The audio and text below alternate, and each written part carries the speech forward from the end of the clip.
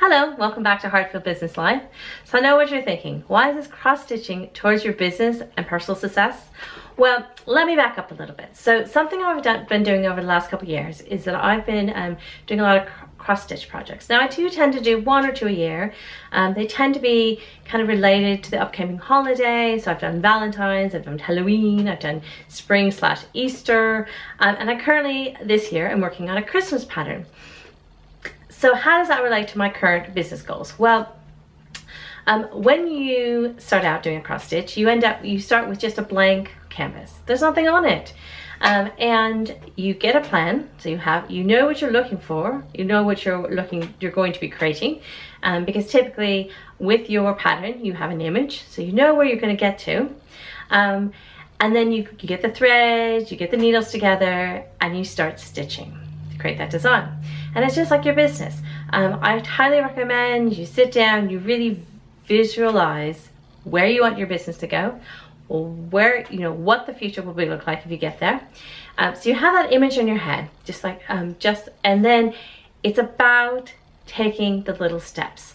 So with cross stitching, it requires thousands and thousands of stitches, and they're little teeny crosses, just little crosses, just like what you do in your to-do list. Cross little crosses next to your things that you accomplish. And it takes thousands and thousands of little teeny stitches to create an image on the canvas, or to create the whole masterpiece, your cross-stitch masterpiece. So it's just about, sometimes we get really overwhelmed. I know I get overwhelmed with my business, that what if, I have to do all these big goals, I need to get to these turn points, but keep it simple.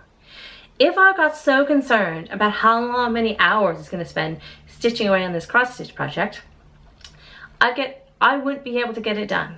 So the only way I can get it done is making one little stitch at a time, doing one little task every single time, repeated over and over and over again, till I accomplish a small part of that big goal.